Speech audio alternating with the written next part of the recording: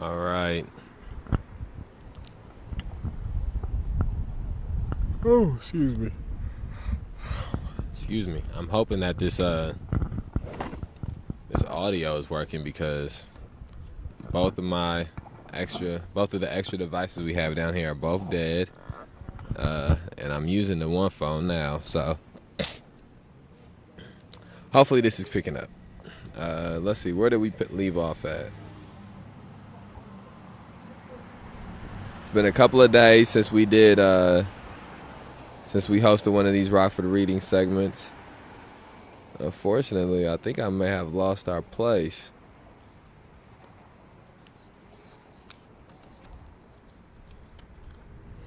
I think I may have lost our place. Let's see. I know we're on chapter 8, The Violence of Desperate Men. Okay. All right, so we're on the bottom of page 73, I do believe. We're reading the Autobiography of Martin Luther King Jr. or chapter 8. Excuse me. Chapter 8, bottom of page 73. I did not suspect that I myself was soon to face arrest as the result of the, quote, get tough, end quote, operation. One afternoon in the middle of January, after several hours of work at my church office, I started driving home with a friend, Robert Williams, and the church secretary, Mrs. Lily Thomas. Before leaving the downtown district, I decided to make a quick trip to the parking lot to pick up a few people going in my direction. As we entered the lot, I noticed 4 or 5 policemen questioning the drivers. I picked up 3 passengers and drove to the edge of the lot, where I was stopped by one of these officers. While he asked to see my license and questioned me concerning the ownership of the car, I heard a policeman across the street say, quote, that's that damn King fellow, end quote. Leaving the lot, I noticed 2 motorcycle policemen behind me. One was still following 3 blocks later. When I told Bob Williams that we were being trailed, he said, quote, be sure that you follow every traffic regulation, end quote. Slowly and meticulously, I drove toward home with the motorcycle behind me. Finally, as I stopped to let my passengers out, the policeman pulled up and said, quote, get out, King. You are under arrest for speeding 30 miles an hour in a 25-mile zone.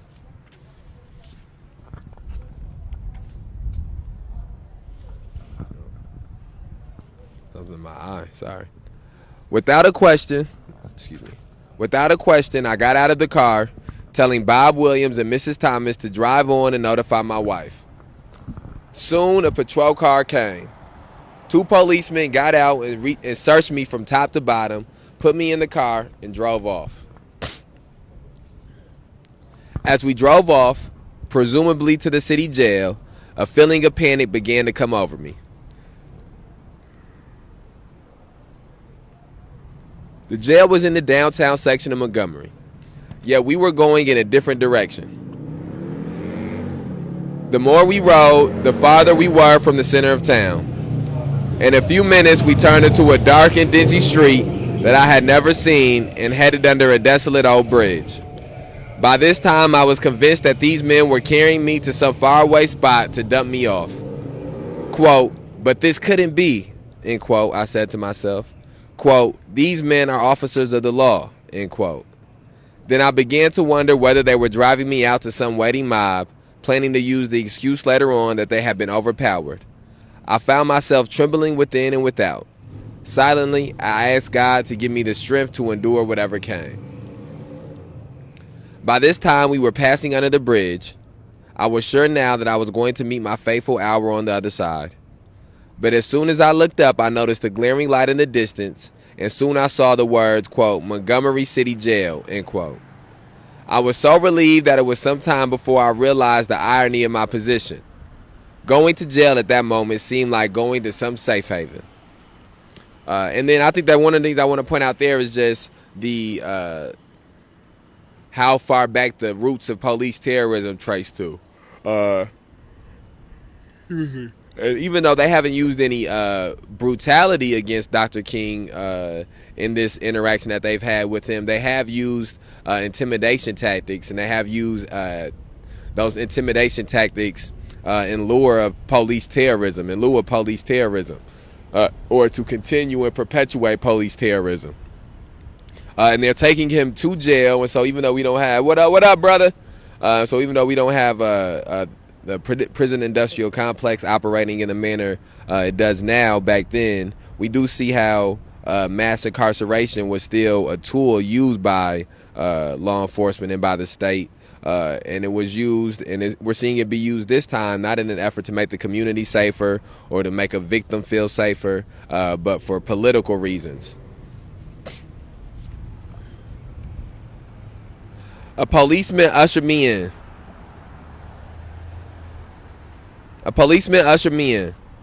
After depositing my things and giving the jailer the desired information, I was led to a dingy and odorous cell. As the big iron door swung open, the jailer said to me, quote, "All right, get on in there with all the others," end quote. For the moment, strange gusts of emotion swept through me like cold winds on an open prairie. For the first time in my life, I was thrown behind bars. As I entered the crowded cell, I recognized two acquaintances, one a teacher, who had also been arrested on pretext connected with the protest. In the democracy of the jail, they were packed together with vagrants and junks and serious lawbreakers. But democracy did not go as far as to break the rules of segregation.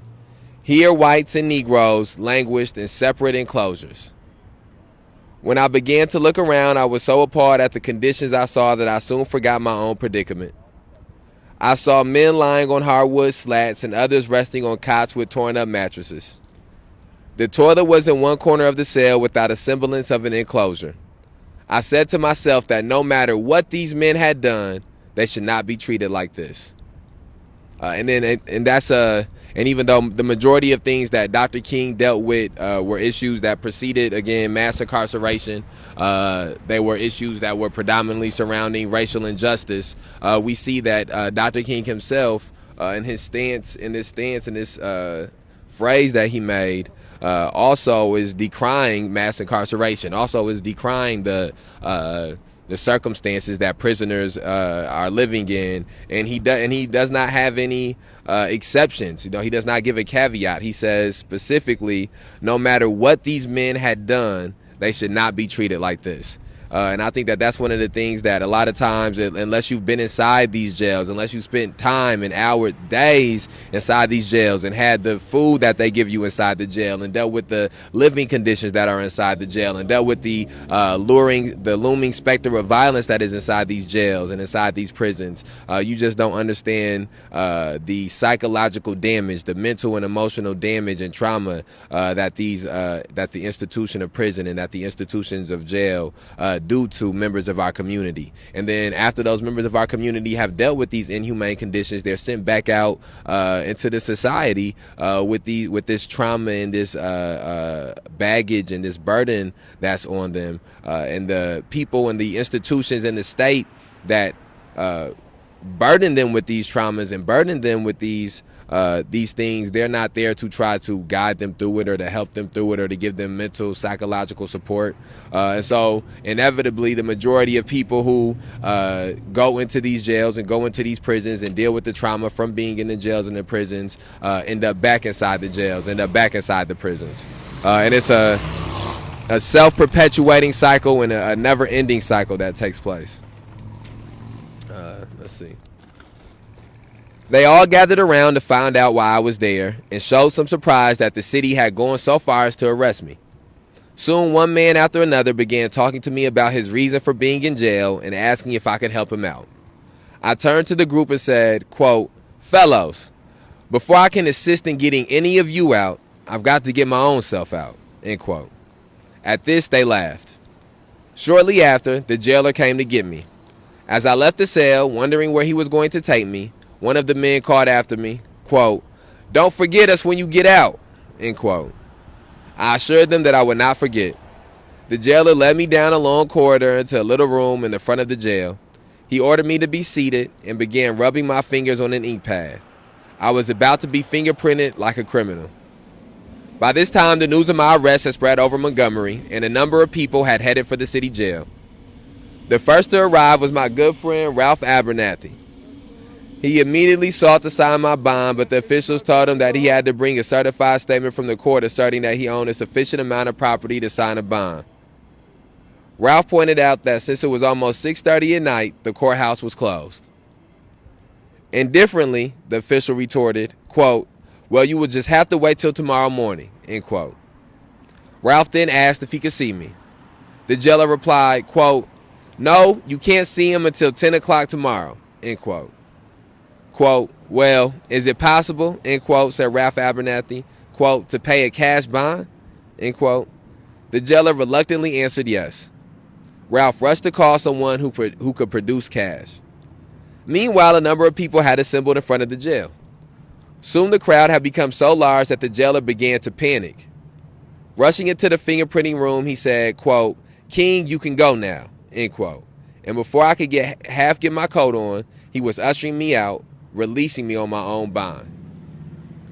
As I walked out and noticed a host of friends and well-wishers, I regained the courage that I had temporarily lost. I knew that I did not stand alone. After a brief statement to the crowd, I was driven home. My wife greeted me with a kiss. Many members of my church were waiting anxiously to hear the outcome. Their words of encouragement gave me further assurance that I was not alone. From that night on, my commitment to the struggle for freedom was stronger than ever before. Before returning, I talked with Coretta, and, as usual, she gave me the reassurance that can only come from one who is as close to you as your own heartbeat. Yes, the night of injustice was dark. The, quote, "get tough," end quote, policy was taking its toll. But in the darkness, I could see a radiant star of unity. And then one of the things I want to point out there is we have, and this is the nature of repression, especially when it comes down from the state in the manner that it does on people who are advocating for political change. It can 100% have the effect of intimidating people and scaring people and making people second guess their beliefs and their ideology. But one of the things it also does is that it can reaffirm people's belief. It can make people stand stronger in their struggle. It can make people more steadfast in their philosophy, steadfast in their ideology, steadfast in their determination. And I think that that's one of the things that for members of the May 30th Alliance has happened is that we've seen each other and we've seen other people deal with this repression, and we've dealt with this repression as we've been struggling against police terrorism, mass incarceration, and racial injustice. And in dealing with that repression, dealing with being jailed, dealing with false prosecutions, dealing with false bans, and all of these illegal actions that have happened around us, it has strengthened our resolve. It has made us deepen our desire to fight and our determination to struggle. And so I think that is something that we have to, but I think that one of the things that has made that possible is people being around and providing that support system. I agree with Dr. King when Dr. King speaks of not being alone, or the importance of not feeling alone. And I can attest that even in jail cells where I was alone in the cell, I could, because of the struggle, because of the movement that I knew was being waged on the outside, I could fight the psychological warfare being done to make me feel as if I was alone, by reminding myself that it was I may be playing a role by myself in this moment, but I was playing a role in a bigger piece of history, and in that bigger piece and in that bigger picture, I was not alone.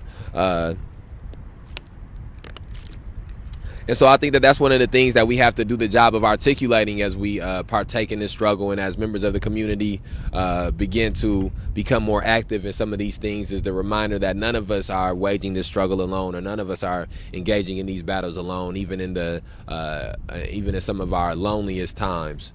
So that's one of the things I want to pick up on there. Almost immediately after the protest started, we had begun to receive threatening telephone calls and letters. They increased as time went on. By the middle of January, they have risen to 30 and 40 a day. From the beginning of the protest, both my parents and Coretta's parents always had the unconscious and often conscious fear that something fatal might befall us. They never had any doubt about the rightness of our actions, but they were concerned about what might happen to us. My father made a beaten path between Atlanta and Montgomery throughout the days of the protest. Every time I saw him, I went through a deep feeling of anxiety because I knew that my every move was driving him deeper and deeper into a state of worry. During those days, he could hardly mention the many harassments that Coretta, the baby, and I were subjected to without shedding tears. As the weeks passed, I began to see that many of the threats were in earnest. Soon I felt myself faltering and growing in fear. One day, a white friend told me that he had heard from reliable sources that plans were being made to take my life. For the first time, I realized that something could happen to me. One night at a mass meeting, I found myself saying, quote, "If one day you find me sprawled out dead, I do not want you to retaliate with a single act of violence. I urge you to continue protesting with the same dignity and discipline you have shown so far." End quote. A strange silence came over the audience. One night toward the end of January, I settled into bed late after a strenuous day. Coretta had already fallen asleep, and just as I was about to doze off, the telephone rang. An angry voice said, quote, "Listen, nigger, we've taken all we want from you. Before next week, you'll be sorry you ever came to Montgomery." End quote. I hung up, but I couldn't sleep. It seemed that all of my fears had come down on me at once. I had reached the saturation point. I got out of bed and began to walk the floor. I had heard these things before, but for some reason that night it got to me. I turned over and I tried to go to sleep, but I couldn't sleep. I was frustrated, bewildered, and then I got up. Finally, I went to the kitchen, heated a pot of coffee. I was ready to give up. My cup of coffee sitting untouched before me, I tried to think of a way to move out of the picture without appearing a coward. I sat there and thought about a beautiful little daughter who had just been born. I come in night after night and see that little gentle smile. I started thinking about a dedicated and loyal wife who was over there asleep, and she could be taken from me or I'd be taken from her. And I got to the point that I couldn't take it any longer. I was weak. Something said to me, quote, "You can't call on daddy now. You can't even call on mama. You've got to call on that something. You got to call on that something and that person that your daddy used to tell you about, and that power can make a way out of no way." End quote. With my head in my hands, I bowed over the kitchen table and prayed aloud. The words I spoke to God that midnight are still vivid in my memory. Quote, Lord, I'm down here trying to do what's right. I think I'm right.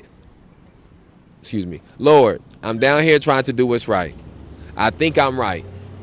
I'm here taking a stand for what I believe is right. But Lord, I must confess that I'm weak now. I'm faltering. I'm losing my courage. Now I am afraid. And I can't let the people see me like this, because if they see me weak and losing my courage, they will begin to be weak.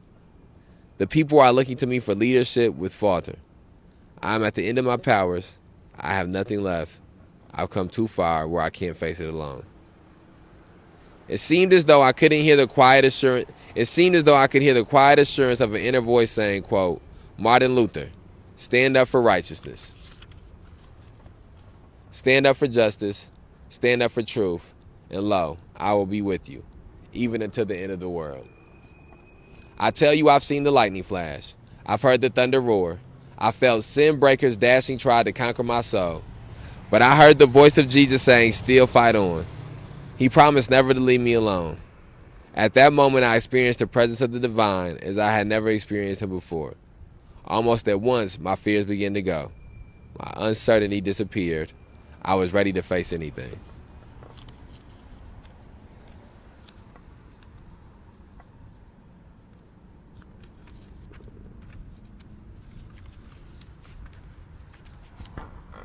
One second.